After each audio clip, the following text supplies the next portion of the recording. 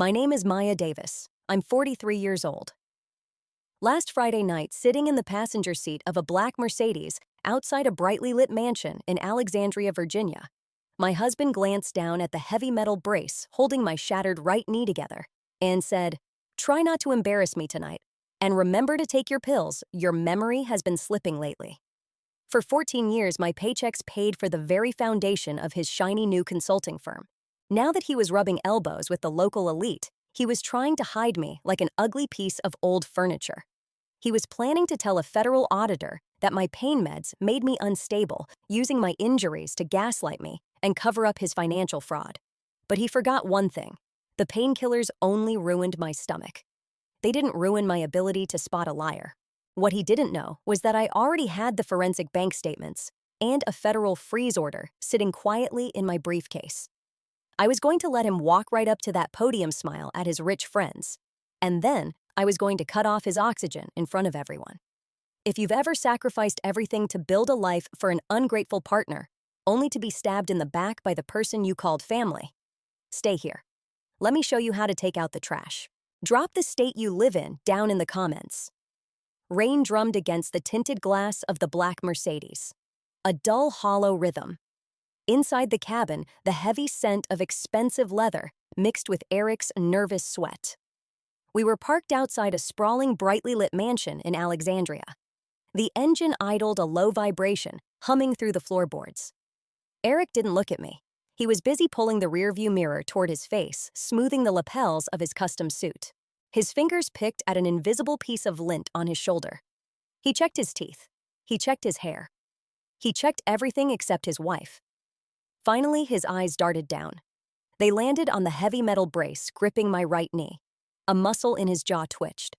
He let out a long, exhausted sigh, like my very existence was a burden he was forced to carry. "Look," he said. His voice dripped with that fake practice patience he used on difficult clients. "Try not to embarrass me tonight. Just keep the surgery talk to a minimum. Nobody wants to hear about your hospital stay over crab cakes. And remember your pills. You've been forgetful lately." There it was, the lie he was building. For 14 years, my steady paychecks paid for the very foundation of this shiny new life. My credit score kept his consulting firm afloat when it was nothing but a stack of unpaid bills and final notices on our kitchen table. Now that he was rubbing elbows with the local elite, he was trying to hide me. Worse, he was laying the groundwork to label me unstable, using my own pain to build his alibi. I didn't argue. I didn't scream. I just stared at the raindrops streaking down the glass. My jaw locked tight. I kept my breathing slow and even. I reached into the back seat and grabbed my aluminum cane. My thumb slid over the cold, worn handle. Clack.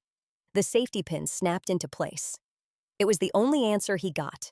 The double doors of the mansion opened into a suffocating wall of heat. Beeswax candles, roasted meats, the clinking of crystal glasses. The room was packed with defense contractors and politicians, all wearing the same industrial smiles. It was a room built on fake promises and bloated budgets. The moment Eric stepped onto the marble floor, his posture shifted. His spine curled slightly forward. His voice jumped half an octave. He transformed instantly into a beggar in a $5,000 suit.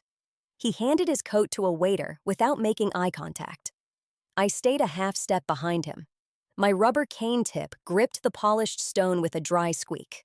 I didn't look at the chandeliers. My eyes swept the room, automatically categorizing the space. 2 main doors. 1 catering exit near the kitchen. A tight bottleneck near the bar. Eric finally. A woman blocked our path. Marissa, Eric's business partner. Her perfume was a sickly sweet vanilla that clawed at the back of my throat. She held a champagne flute with 2 fingers, looking me up and down. Her eyes lingered on my knee brace just long enough to make her pity obvious. "Maya." Marissa said, her tone overly bright, stretching her lips into a thin line. "So glad you could make it out of the house." Eric let out a forced, booming laugh. He put a heavy hand on my shoulder. His fingers dug into my collarbone just a little too hard. It wasn't an embrace. It was a warning. "She keeps busy at home," Eric said smoothly to Marissa and the 2 investors standing behind her. "Likes her quiet time. You know how it is." He expected me to nod, to smile. to play the broken, quiet wife staring at the floor. I looked straight into Marissa's eyes. I didn't blink. "I'm currently being phased out," I said. My voice was flat, quiet. The words hung in the air, heavy and sharp. Marissa's smile froze. The investors stopped laughing. Eric's fingers twitched on my shoulder, his grip tightening in sheer panic. He opened his mouth to smooth it over to spin another lie, but a sudden shift in the room cut him off. The noise died down. The low hum of conversation evaporated into a hushed, heavy silence. The clinking of glasses stopped. The heavy oak doors at the front of the hall swung open. The crowd naturally, instinctively parted. A man walked in. He didn't wear a tailored tuxedo. He wore a simple, dark charcoal suit. He didn't smile. He didn't shake hands eagerly. He just walked, and the room bent around him. Thomas Holt. Real power doesn't need to shout. It just takes up space. I felt Eric stop breathing. The fake confidence drained from his face, leaving him pale and small. He shrank back, trying to blend into the shadows of the catering tables. His hand slid from my shoulder down to my wrist. He squeezed it hard, his palm damp and cold. He leaned in his breath, hot and ragged, against my ear. "Please," Eric hissed through his teeth. "Don't say anything weird." Eric's damp palm squeezed my wrist. A desperate, clammy grip from a man who suddenly realized he was out of his depth. It made my stomach turn. Not because he was terrified, but because I paid for the very suit he was sweating through. The lie started 10 years ago. While I spent months sleeping in the freezing dirt, eating out of foil packets, with 50 pounds of gear strapped to my chest, my paychecks were keeping the lights on in our Virginia townhouse. Direct deposits, injury compensation. Every single cent wired straight into our joint account. It was the only thing keeping the bank from slapping a foreclosure notice on the front door. He played the supportive, worried husband on the phone. Meanwhile, he was bleeding me dry to fund his expensive lunches and leased cars. I remembered the exact moment the illusion died. A rainy Tuesday night. The house was dead quiet, save for the rattling of the cheap refrigerator in the kitchen. The living room carpet smelled faintly of stale beer from his networking buddies who had left hours ago. I sat down at the cold imitation wood desk in the corner. The pale blue light of the laptop screen reflected off my face. I was just supposed to be doing the yearly taxes. Instead, I opened a PDF file buried 3 folders deep. It was a second mortgage, borrowed against the equity of the house I bought. I stared at the bottom of the document. My signature was right there on the dotted line. But the ink strokes were wrong. The loops were forced. The pressure was uneven. It was rushed, forged. When I dropped the printed paper onto the cold granite kitchen counter the next morning, Eric didn't even flinch. He just took a slow sip of his coffee. He leaned against the sink, his soft manicured hands gripping the ceramic mug. "Relax, Maya," he said. His voice was smooth, dripping with that unbearable condescension. "It's an investment. I needed seed money for the consulting firm. I'm building our future. You just don't get how corporate business works back home. Just let me handle the finances." He didn't see a wife standing in front of him. He saw an ATM. A quiet, broken woman who would foot the bill and swallow the lies just to keep the peace. I didn't throw the coffee mug at the wall. I didn't scream. Crying is a waste of oxygen. Instead, I felt a sudden freezing drop in my chest. My jaw locked. You learn very quickly what to do when a lock has been picked from the inside. Later that night, I sat back at that cold desk. The cursor blinked relentlessly on the screen. Click, copy, click, paste. I transferred every PDF, every hidden bank statement, every forged document onto a small, black external hard drive. It felt smooth and heavy in my palm. I slipped it into the back of my personal lockbox. I didn't say another word about the money. I just waited. I let him think he got away with it. If you have ever discovered that the person sleeping next to you was secretly stealing your future, hit the like button. Subscribe to the channel and drop the word truth in the comments if you know the exact moment your own marriage turned into a crime scene. The cold memory faded. The heavy scent of beeswax candles and Marissa's sickeningly sweet perfume snapped me back to the present. The Alexandria ballroom. Eric was still clutching my wrist. His breathing was shallow. He was trying to pull me backward, trying to hide behind my shadow, as the crowd parted in the center of the room. Thomas Holt walked down the main aisle. The room hushed instantly.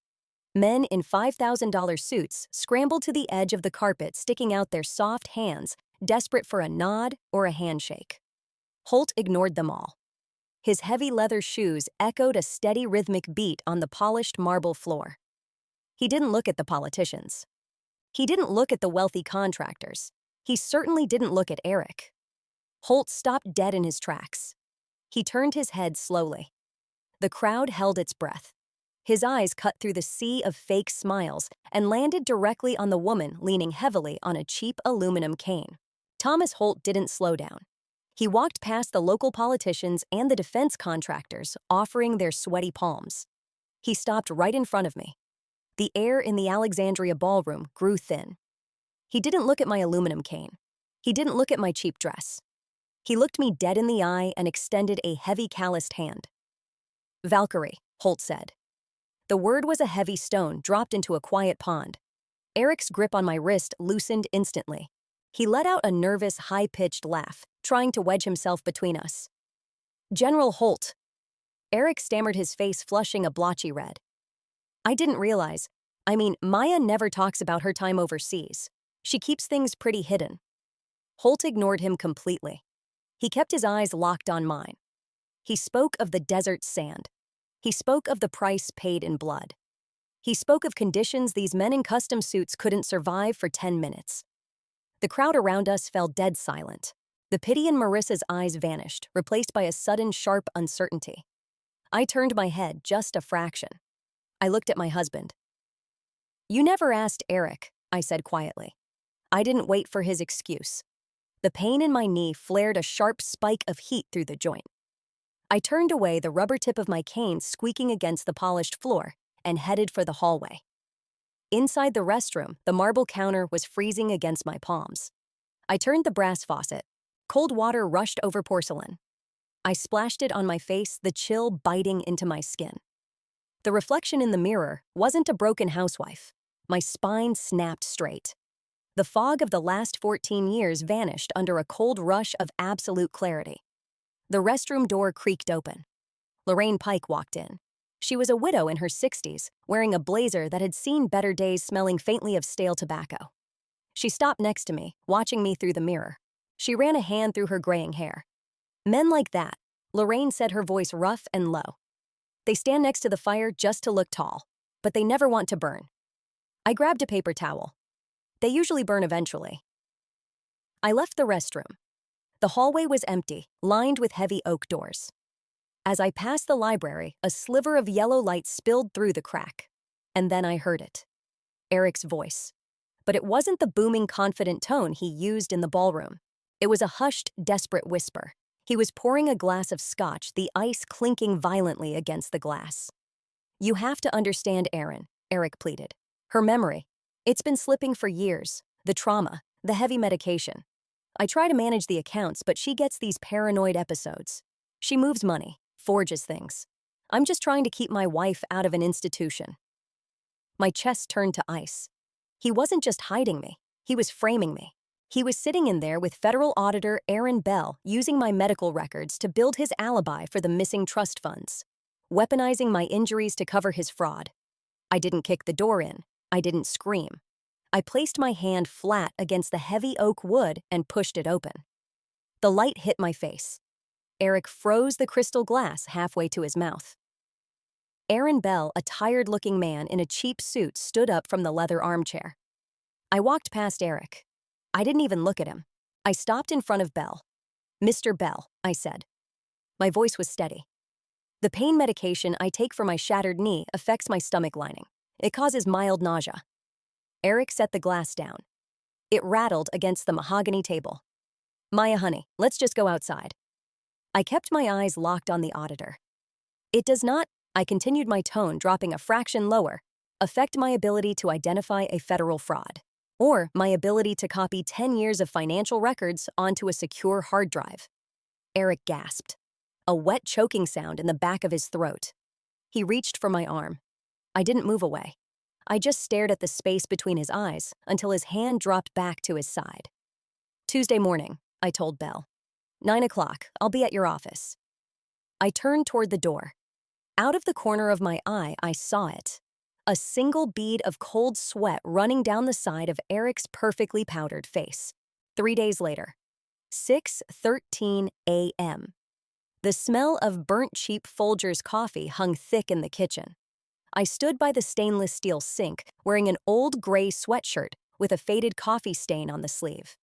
Next to me, a potted fern drooped over the edge of the counter, its leaves brown and brittle from weeks of neglect. The house was dead quiet. Then, the front door didn't just knock. It shuddered. Heavy fists pounded against the solid wood, rattling the frosted glass panes so hard I thought they would shatter. It wasn't the polite tap of a neighbor.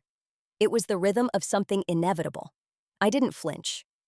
I set my ceramic mug down on the granite counter. I walked through the dark, cold hallway and flipped the deadbolt.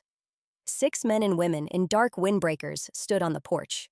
The damp morning mist clung to their shoulders. At the front was Federal Agent Aaron Bell holding a folded piece of paper. A search warrant for Falcon Ridge Strategic Outreach. I took a half step back, pulling the door wide open to let them in. The narrow house instantly filled with the suffocating presence of heavy boots thudding against the hardwood floors. The quiet suburban morning was ripped apart by the sound of ripping packing tape and filing cabinets being dragged across the home office upstairs. "Hey, what the hell is going on?" Eric came stumbling down the stairs. He was wearing loose striped pajamas, his bare feet slipping on the polished wood. His hair stuck up in greasy patches. The $5,000 tailored suit from the Alexandria ballroom was gone. The fake booming confidence was gone. He looked exactly like what he was, a cornered rat. "You can't just barge in here," Eric yelled, his voice cracking into a high pitch. He pointed a trembling finger at Belle, his chest heaving. "Do you know who I am? I have lawyers on speed dial. I'll sue every single one of you." Belle didn't even look at him. He just handed a copy of the warrant to another agent and kept walking. Eric's eyes darted around the living room in sheer panic, watching strangers pack his perfectly curated life into brown cardboard boxes. He looked at me standing perfectly still by the kitchen island. "Maya, do something," he choked out, his voice dripping with desperation. I didn't move. An agent walked into the kitchen carrying a thick black hardback binder pulled from Eric's locked desk. He dropped it onto the marble island right in front of me. The heavy binder fell open, the metal rings clinking against the stone. My breath caught in my throat. Not from fear, but from a cold, absolute disgust. There it was, the foundation of his charity empire. Tucked inside clear plastic sleeves were red-inked final notices for our electricity and water bills. But right next to them, printed on expensive glossy paper, was a photograph of me. I was sitting in a wheelchair at Walter Reed Hospital, my right leg wrapped in thick, bloody bandages, my face pale and exhausted. Right below my picture was a high-resolution scanned copy of my Bronze Star. He had used my trauma to solicit donations. He packaged my shattered bones, my pain, and my blood, turning it into a cheap discount code to hustle wealthy investors out of their money. The funds didn't go to struggling veterans. They went straight into his shell accounts. Eric scrambled into the kitchen, his bare feet slapping against the cold linoleum. He saw what I was looking at. The remaining color completely drained from his face, leaving him looking like a ghost. "Maya," he whispered, his voice shaking. He reached out his soft, manicured fingers, hovering just inches from my arm, terrified to actually touch me. "It's not what it looks like. It's just marketing. We needed a narrative to get the funding flowing. I did it for us, for our future." I looked down at the photograph of my broken body. Then I looked at the man who had sold my dignity for a few extra zeros in his bank account. I didn't yell. I didn't cry. I placed both of my hands flat on the freezing marble countertop.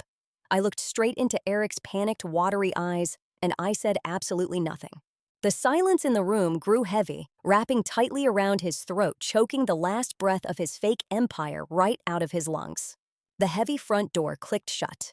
The flashing red and blue lights faded down the wet suburban street, leaving behind a suffocating silence. The kitchen looked like a hurricane had ripped through it. Drawers were yanked off their tracks. Binders were dumped upside down on the cold linoleum. Dust motes danced in the harsh morning light streaming through the window. Eric was still on his knees. His expensive silk-striped pajamas were covered in floor grime and dust. He didn't look at the torn papers. He looked at me. His chest heaved with shallow, ragged breaths. He wasn't sorry he committed fraud. He was just sorry he got caught. "Maya, you have to call Holt," he choked out. He wiped a hand across his sweaty forehead, leaving a streak of dirt near his hairline. "You know people. You can make a call. Fix this, please." I didn't blink. I just stared at the pathetic man kneeling in the wreckage of his own greed. When silence didn't work, he grabbed for his favorite weapon. "I was there," he yelled, his voice cracking. He pointed a shaking finger at the floor. "When you were at Walter Reed, I sat in that hard plastic chair for 2 months. I fed you. I changed your bandages when you couldn't even sit up. You owe me." My jaw tightened. I remembered the sterile smell of bleach and iodine in that hospital room. I remembered holding his hand thinking it was my lifeline in the dark. The illusion cracked, shattering into a million useless pieces on the kitchen floor. "I probably loved you once," I said. The words fell out flat, completely hollow. It wasn't an apology. It was an autopsy report. Before he could open his mouth again, a harsh vibration rattled against the marble countertop. My phone. An unknown number. I swiped the screen and tapped the speaker icon. "Eric, is he there?" The voice was shrill, frantic. It was Marissa. Eric's head snapped up. He scrambled off the floor, lunging for the counter. "Marissa, shut up. Hang up the phone." I didn't step back. I just raised one hand. A single finger pointing straight at his chest. My eyes locked onto his, stripping away every ounce of his fake authority. He froze mid-step, his bare feet squeaking against the linoleum. "The feds just ripped my condo apart." Marissa hyperventilated through the speaker, her voice echoing in the quiet kitchen. "I'm not going to federal prison for him, Maya. I gave them everything. The hotel receipts, the offshore routing numbers, and the medical proxy." The air in the room went completely dead. "What medical proxy?" I asked. My voice was dangerously low. "Maya, don't listen to her. She's trying to save herself," Eric begged, stepping backward. "He had papers drawn up last month," Marissa cried out. "He was going to use your hospital records, your pain meds. He was going to have you declared legally incompetent. He set you up to take the fall for the missing trust funds." A heavy, freezing cold spread through my veins. He wasn't just stealing my money. He was going to steal my mind. He was going to lock me away in a facility just to keep his fake consulting firm alive. The last frayed thread of my patience snapped entirely. If you have ever felt the ice-cold shock of someone you trusted planning your absolute ruin behind your back, I need you to hit that like button. Subscribe to the channel and drop the word betrayal in the comments. We all know that sick feeling of realizing the person sleeping next to us was actually holding a knife. I didn't scream. I didn't throw the phone. The muscles in my back coiled tight. I pulled the device closer to my mouth. "Send me the copies, Marissa," I said. "Then call a lawyer." I tapped the red button. The kitchen fell back into that thick, ringing silence. Eric stood there, his mouth opening and closing like a suffocating fish. The color had completely drained from his face. A voice scraped from the absolute bottom of my throat. Flat, heavy, carrying the weight of a dropped anvil. "Sit down, Eric." His knees buckled instantly. He collapsed onto one of the wooden dining chairs, staring at me in pure terror. I didn't look at him like a wife looking at her husband. I looked at him the way you look at a stubborn stain on the floor right before you bleach it out of existence. 2 weeks dragged by. The federal investigation quietly tightened its grip around Falcon Ridge. Bank accounts were flagged. Emails were subpoenaed. Any rational man would have crawled into a hole and waited for his lawyer to speak. Eric was not a rational man. He was an addict, and his drug was other people's approval. Despite the looming indictments, he refused to cancel the annual fundraising gala in Annapolis. At 4 o'clock in the afternoon, I sat on the edge of the mattress in our bedroom. The house was silent. My right knee was swollen to the size of a grapefruit, the dull, throbbing ache drilling deep into the bone. I pressed a dripping bag of crushed ice harder against the joint, letting the freezing pain ground me. Across the room, a heavy black evening gown hung on the closet door. The stiff, scratchy fabric looked like a funeral shroud. The sheer physical exhaustion of the last 14 years settled deep into my muscle fibers. The bedroom door pushed open. Eric walked in. He was already wearing his tuxedo.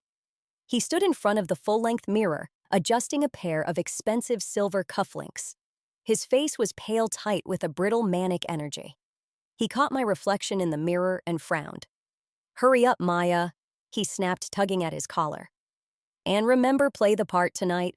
Walk a little slower. Let them see the brace. We need the sympathy votes before the auditors start leaking rumors."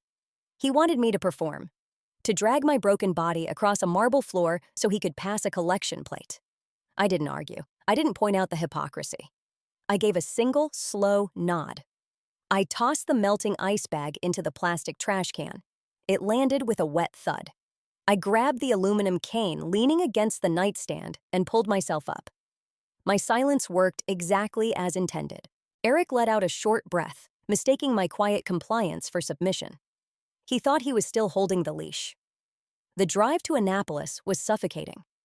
The interior of the Mercedes was dead quiet except for the monotonous, lifeless voice of the GPS navigation system. Eric's fingers tapped a frantic, erratic rhythm against the leather steering wheel. He was terrified. He was clinging to this gala like a drowning man holding onto a piece of driftwood. I stared out the passenger window. The thick, damp fog rolling in off the Chesapeake Bay blurred the streetlights into muddy yellow streaks. The air leaking through the vents smelled of brackish water and wet asphalt. Cold, indifferent, just like my mind. We pulled up to the venue. The Grand Annapolis Ballroom was a glaring contrast to the fog outside. Brilliant crystal chandeliers, crisp white linen tablecloths, a grotesque display of wealth built on stolen goodwill. The moment Eric handed his keys to the valet, his posture changed. He plastered on his heavy fake smile. He practically sprinted through the double doors, immediately diving into a cluster of wealthy donors, shaking hands and clapping shoulders. He was desperate to prove to the room and to himself that he was still a man of consequence. I stepped into the ballroom much slower. The heavy fabric of my dress brushed against my leg brace. The air inside smelled of roasted meat and expensive gin. I didn't follow Eric. I stopped just inside the entrance, letting the crowd flow around me. I kept my back straight, my weight perfectly balanced on the cane. I swept my eyes across the room, past the politicians, past the defense contractors, laughing a little too loud. I found him sitting at a corner table in the shadows. Thomas Holt. He wasn't eating. He wasn't drinking. He was just watching the room. Our eyes met across the crowded floor. I didn't nod. He didn't smile. It was just a cold, silent confirmation. The trap was set. The board was locked. The final game had officially begun. At 7:30 p.m., the lights in the Annapolis ballroom dimmed. A harsh, white spotlight cut through the darkness, centering entirely on the oak podium at the front of the room. The low murmur of hundreds of wealthy guests faded into an expectant hush. Eric stepped into the light. He smoothed the lapels of his custom tuxedo, the silver fabric catching the glare. He grabbed the microphone. It let out a sharp, ear-piercing squeal of feedback. The crowd winced. Eric smiled a practiced, humble grin that smoothed over the interruption perfectly. I sat at table 4. My hands rested flat on my thighs. I didn't look at the stage. My eyes swept the perimeter. 4 heavy exit doors, 2 narrow catering aisles, and Thomas Holt sitting perfectly still at table 9. He held a glass of water, his posture rigid, waiting. "Sacrifice," Eric began. His voice was a rich, warm baritone, rehearsed down to the exact syllable. He leaned closer to the mic. He talked about the struggle of building Falcon Ridge from nothing. He talked about duty. He packaged the word honor and sold it like a cheap used car. Every sentence was coated in a thick layer of utter hypocrisy. The clinking of silver forks against porcelain plates stopped completely. The room was eating it up. Then Eric's eyes scanned the crowd and locked onto me. He paused. He let out a heavy theatrical sigh. The spotlight didn't move, but the sheer weight of hundreds of eyes shifted toward table 4. They looked at the heavy black dress. They looked at the thick metal brace gripping my right leg. "My wife Maya," Eric said. He lowered his voice to a hushed, sorrowful whisper. "The ultimate performance. She gave so much for this country. But the truth is, the cost wasn't just physical." I felt the air in the room grow thick. Wives of defense contractors leaned in their diamond earrings, catching the ambient light. They offered me slow, pitying nods. Since returning home, Maya has faced immense psychological struggles. Eric continued, his voice cracking with fake emotion. "The heavy medication, the trauma, it leaves her confused, disconnected. It has been the hardest battle of our marriage to manage her episodes." There it was, the safety net. He was standing in front of 200 people, taking the shattered cartilage of my knee and the blood I left in the sand and twisting it into a straitjacket. He was publicly labeling me mentally unstable. When the federal indictments dropped, when the missing charity funds made the news, his defense was already built. He was going to blame the crazy wife. He was going to use my dignity as a human shield to protect his fake corporate empire. The anger didn't burn hot. It didn't make my hands shake. It was a block of solid ice forming rapidly in my chest. Eric wiped a fake tear from the corner of his eye. But we endure, because family, his sentence never hit the floor.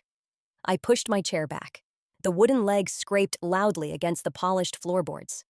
The sound shattered the heavy silence of the ballroom. Eric froze, his mouth hanging open. The spotlight operator panicked, the beam of light jerking slightly, catching the edge of my face. My expression was as flat as a sheet of frozen glass. I stood up. I gripped the handle of my aluminum cane. Squeak. Clack. The rubber tip of the cane dragged against the wood, then struck down hard. I walked toward the stage.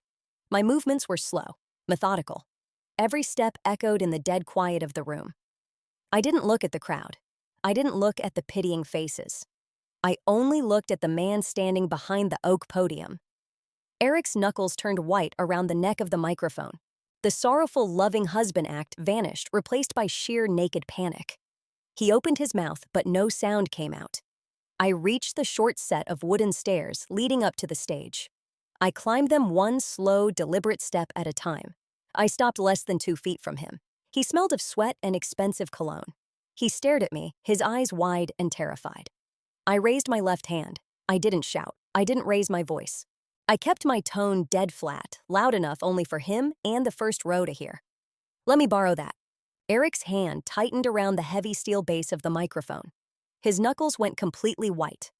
The confident, warm smile he had projected just seconds ago cracked, leaving behind a frantic, twitching grimace. He leaned his weight against the oak podium, trying to block me out. "Maya, sit down," he hissed through his teeth, the microphone barely picking up the sound. "Don't you dare embarrass me in front of these people." I didn't argue. I didn't try to rip the stand out of his hand. I just reached out, slid my fingers over the cold metal mesh of the mic, and pulled it slightly toward me. Eric was sweating. A thick bead of moisture ran down his temple, cutting through the heavy concealer under his eyes. I looked out at the sea of tailored suits and glittering jewelry. 200 people, waiting. "My name is Maya Davis," I said. My voice was calm, perfectly level. It didn't shake. "But some of the men in this room know me by a different name." Down in the front row, at table 9, Thomas Holt set his water glass down on the white linen cloth. The thick glass made a solid, heavy thud. He didn't stand up. He just looked straight at the podium and spoke. His voice wasn't loud, but it carried the weight of absolute authority. "Valkyrie." A low murmur rippled through the front tables. The politicians and contractors who had been nodding along to Eric's sob story suddenly stiffened. The pity evaporated. Eric's chest heaved. He let go of the microphone stand, taking a half step back, as if the metal had burned him. His fake empire was cracking, and he knew it. For the past hour, I continued staring into the harsh glare of the spotlight. "My husband has stood up here and sold you a story about my trauma. He used my medical records, my pain, and my shattered knee to build a wall of sympathy, because he knew what was coming." I reached into the pocket of my black dress. I pulled out a single piece of thick paper, folded perfectly into quarters. The crisp sound of the paper unfolding echoed sharply over the speakers. I didn't look at Eric. I read directly from the document. At 4 p.m. today, a federal judge issued a complete freeze order. Every corporate and personal bank account tied to Falcon Ridge Strategic Outreach has been locked pending a federal fraud investigation. The silence in the Annapolis ballroom was instant, complete. It wasn't just quiet, it was a vacuum. You could hear the hum of the air conditioning unit in the ceiling. I folded the paper deliberately, running my thumb along the crease, and placed it on the oak podium right next to Eric's shaking hands. Down at table 9, Thomas Holt stood up. He didn't look angry, he just looked finished. He calmly buttoned the center button of his charcoal suit jacket. He gave me a single slow nod of acknowledgement. "Ma'am," he said quietly. Then, he turned his back on the stage and walked straight toward the heavy double doors at the back of the room. It was a signal, the ultimate indictment.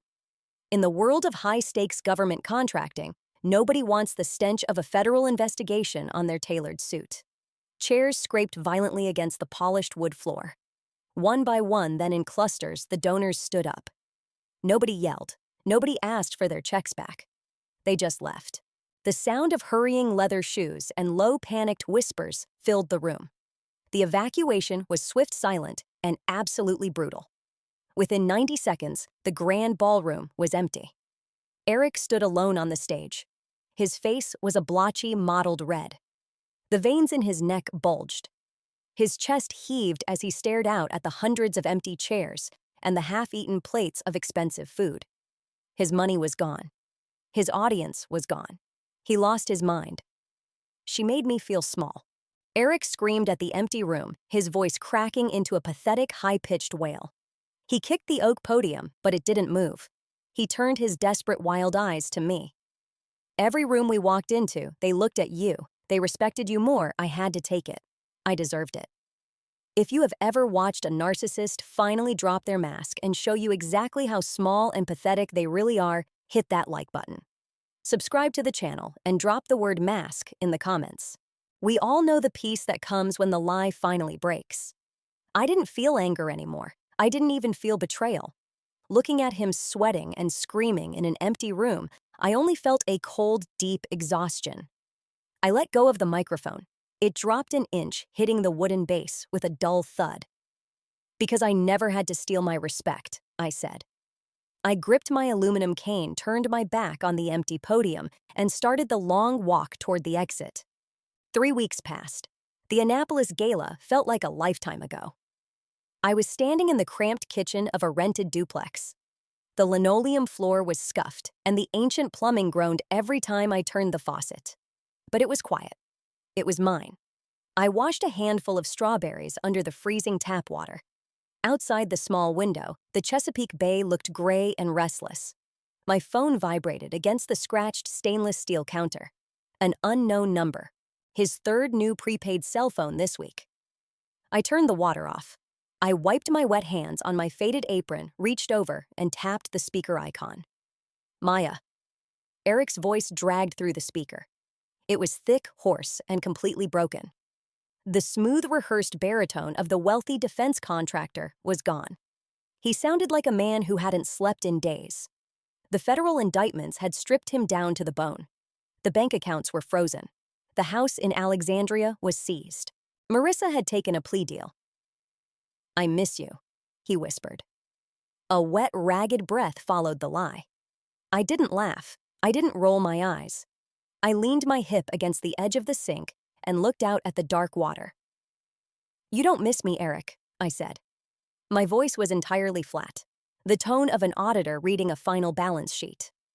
"You miss the feeling of being forgiven. You miss the safety net." "I made a mistake."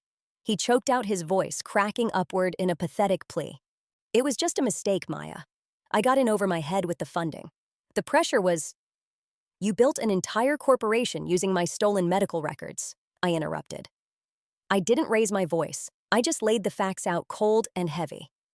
"You forged my signature on a second mortgage. You planned to have me declared legally incompetent so you could raid the trust. Those aren't mistakes. Those are choices." The line went quiet. I could hear the heavy thud of his panic. He was backed into a corner completely out of ammunition. So, like any cornered rat, he lunged for the lowest possible blow. I stayed, Eric said. His voice dropped into a dark, bitter sneer. The ugly truth of who he really was, bleeding through the phone. When you got blown to pieces over there, I stayed. I sat in that plastic chair at Walter Reed for 2 months. I fed you. I carried you to the bathroom. You owe me for that. There it was. The ultimate guilt trip. He was trying to cash in a 14-year-old receipt for basic human decency. My right knee throbbed, a dull, familiar ache. I looked down at the heavy metal brace. For a split second, I remembered the agonizing pain of learning to walk again. I remembered him holding my arm. I felt the familiar tug of guilt, the heavy chain of marital obligation that had kept me quiet for a decade. Then I took a breath, and the chain shattered. You did, I agreed. My voice didn't waver. You took care of me, and I was grateful. I paused, letting the silence stretch out, letting him think he had finally won. But helping me heal. I continued, the words dropping like stones on a glass table. Didn't buy you the deed to my dignity. It didn't give you the right to own me afterward. Maya, please, I just need... You started loving what people saw when they stood next to you, I said, ignoring his pathetic whimper. More than you ever loved the person actually standing there. I have nothing left, he screamed, a raw, guttural sound of total defeat. Then you finally have exactly what you earned. I didn't wait for his excuse. I didn't wait for him to start crying. I reached out and pressed the red button on the screen. The connection severed with a sharp digital click. The kitchen fell back into absolute silence. The heavy, suffocating weight that had sat on my chest for 14 years evaporated. I turned around, pushed the faucet handle up, and went back to washing my strawberries. The cold water ran clear down the stainless steel drain. Early 2026. The federal indictments against Eric were public record now. The news cycle chewed up his shiny consulting firm and spat out the bones. I didn't watch the broadcasts. I didn't care. It was a rainy Thursday afternoon in Norfolk. I stood in the back of the local VFW hall, pulling cheap store-bought sugar cookies out of a plastic sleeve and arranging them on a flimsy folding table. The room smelled of burnt Folgers coffee and old floor wax. White chalk dust clung to the metal legs of the chairs stacked against the peeling wall. Lorraine sat a few feet away, sipping from a styrofoam cup, helping another woman sort through a confusing stack of medical bills. I was wearing a plain gray t-shirt and faded jeans. The heavy metal brace on my knee was completely hidden under the denim. There were no crystal chandeliers here, no $5,000 suits, no forced industrial smiles. Just chipped paint and the low, steady hum of people who didn't have to fake their scars. For the first time in over a decade, I didn't feel invisible. The heavy metal front door swung open. The rusty hinge let out a loud grating squeal that cut through the room. The low chatter in the hall quieted down. Thomas Holt walked in. There were no cameras flashing this time, no local politicians trying to shake his hand. He wasn't wearing a tailored suit. He was wearing a faded navy windbreaker and a pair of worn-out leather boots that left wet tracks on the linoleum. He walked past the rows of scratched plastic tables, gave a polite, silent nod to Lorraine, and headed straight for the aluminum coffee urn where I was standing. He stopped a few feet away. He looked at the plastic tray of cookies, then up at my face. "Valkyrie," he said quietly. I let out a short, dry breath. I grabbed a rough paper towel and wiped the grease from my fingers. "Not much glory in arranging store-bought cookies, Thomas." A faint, genuine smile touched the corners of his mouth. He didn't offer any empty praises. He didn't give a long, rehearsed speech about duty. He just reached into the pocket of his windbreaker and pulled out a small, coarse craft paper envelope. He placed it on the plastic table next to the styrofoam cups, tapped it once with his index finger, and turned to leave. He walked out the same way he came, in the heavy door clicking shut behind him. I picked up the envelope. The paper was rough against my fingertips. I slid my thumb under the flap and pulled out a single piece of lined notepad paper. No official letterhead, just one sentence written in heavy blue ballpoint ink. "A Valkyrie doesn't retire. She just finds a new way to fight." I ran my thumb over the deep indentation of the pen strokes. I folded the paper carefully, slipping it deep into the front pocket of my jeans. Late that night, I stood on the back porch of my rented duplex. The cold wind blowing in from the Chesapeake Bay whipped through my hair, carrying the bitter smell of salt and wet asphalt. My right knee was throbbing, a dull, familiar ache. The damp weather always made the metal pins grind together. My body was still carrying the heavy physical weight of the last 14 years. The past was one long, jagged scar that I would never fully erase. But standing there in the dark, watching the black water churn against the wooden docks, I realized something. Real strength isn't quietly enduring abuse just to keep a fake picture intact. Real strength is allowing yourself to be seen after everything is broken. I wasn't a victim. I wasn't some tragic hero either. I was just a woman who had finally dismantled the bomb sitting inside her own house. If you have ever had to walk away from a toxic relationship to save your own sanity, I need you to hit that like button right now. Subscribe to my channel and drop the word free in the comments if you know exactly how good it feels to finally sleep in peace. Never confuse survival with weakness. I took a deep, slow breath of the freezing air. I turned around, walked inside, and pushed the heavy deadbolt into place. For the first time in years, I knew I was going to sleep through the night.